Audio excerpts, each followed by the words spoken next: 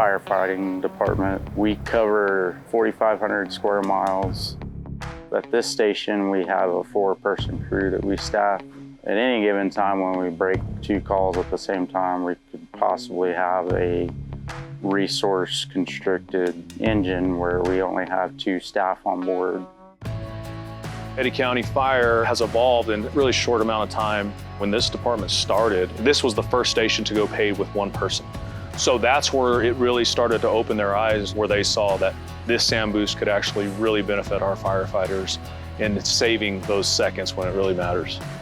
We were able to pick it up immediately and use it that day and figure out the system. So it's very user-friendly, and it is not something that takes a lot of training to figure out. We probably trained on it for 3 or 4 hours the morning that we got it, and my guys felt 100% comfortable using it that afternoon if we were to have gotten a fire.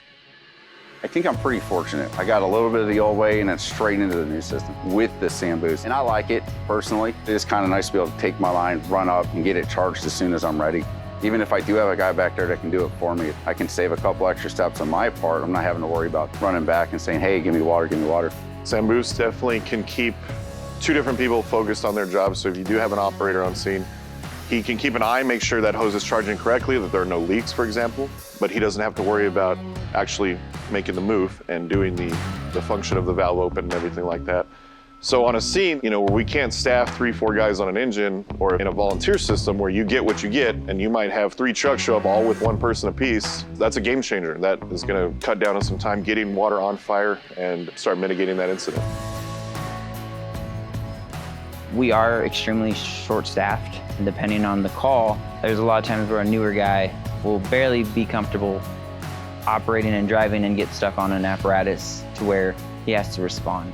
This helps out a lot on the driver's side, because if we teach him to put it in pump, the tank to pump automatically opens, and from there on, the fireman at the nozzle can pretty much charge it, and it goes to the designated RPM or PSI.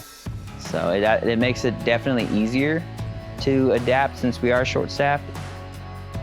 We're a huge department when it comes to size, but we're very small when it comes to manpower.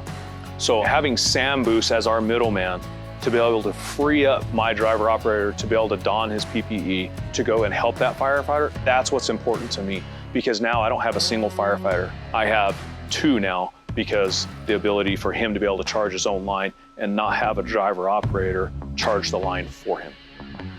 I was a driver for a long time, so I will admit that my first impression was like, oh great, now they're trying to take that position away from the service, but we realize there's so much more duties an operator, an engineer, a driver, whatever your department calls them, to do, that's just 1 less off your plate.